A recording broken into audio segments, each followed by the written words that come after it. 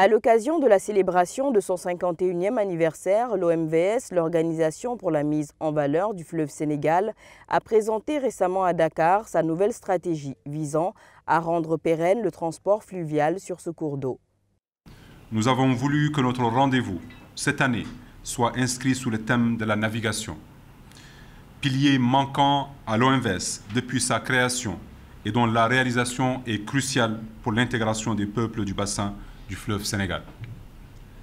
À travers ce choix, à travers ce thème, nous souhaitons informer, nous souhaitons sensibiliser les acteurs institutionnels, les partenaires, la presse et tous les citoyens de l'espace OMVS sur cet important projet qui va permettre de restaurer la navigation sur le fleuve et qui est, comme je viens de le dire, primordial pour l'intégration des populations de notre bassin.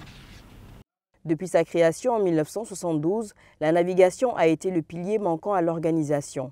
Ce projet primordial pour l'intégration des populations du bassin devrait cependant bientôt voir le jour. Des infrastructures prioritaires seront prises en charge dès la première phase. Les infrastructures prioritaires, c'est d'abord le dragage du fleuve. Parce que pour qu'on ait accès à une navigation pérenne toute l'année, même en période sèche, il faut draguer le fleuve, araser un peu les seuils dominants pour avoir la profondeur nécessaire afin que le bateau puisse circuler en toute saison.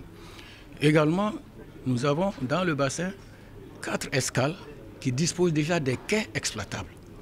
Et ces quais doivent être seulement équipés et réhabilités un peu. Voilà. Donc là, vraiment, après ceci, ces 2 composantes sont les principales. Ensuite, on va baliser le fleuve. Le fleuve a déjà été balisé de manière sommaire par la SOGENAV. On va compléter le balisage, c'est-à-dire délimiter le chenal navigable. Et ensuite, mettre un système de télécommunication, comme à l'instar de l'aviation, pour que les bateaux puissent circuler de manière sécurisée. Par le passé, plusieurs approches avaient été élaborées pour assurer la navigabilité du fleuve en toute saison. Mais celles-ci ont toutes échoué par défaut de financement. Le nouveau plan de la SOGENAV devrait donc être entièrement financé par ces pays actionnaires que sont le Mali, la Mauritanie et le Sénégal. Une stratégie sur fonds propres des États. 35 milliards à partager en 3 États. Et chaque État doit apporter 10 milliards. Et les 5 milliards doivent provenir du système OMVS, c'est-à-dire de la SOGEM qui doit de l'argent aux États. Donc tout cela, c'est l'argent des États. Donc nous avons étalé même, donné 3 options aux États.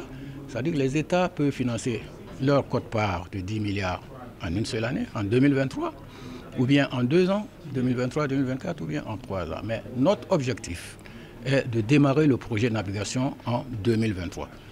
La restauration du trafic fluvial permettra la valorisation des ressources naturelles tout en améliorant les conditions d'accès des régions enlevées du bassin aux marchés extérieurs.